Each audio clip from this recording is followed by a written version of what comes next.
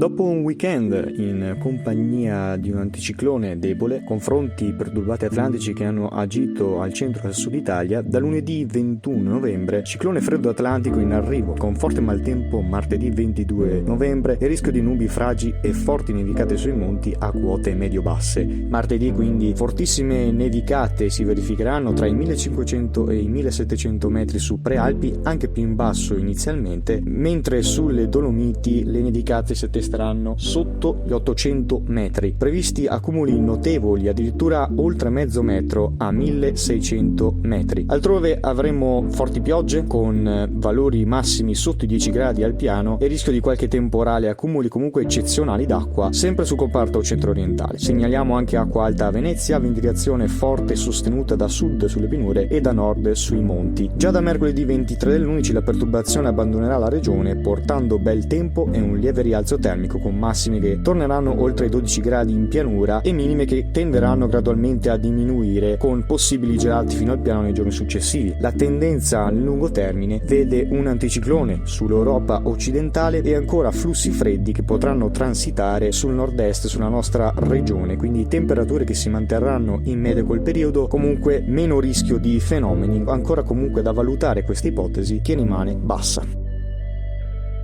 Per maggiori dettagli consultate i prossimi aggiornamenti e iscrivetevi al canale.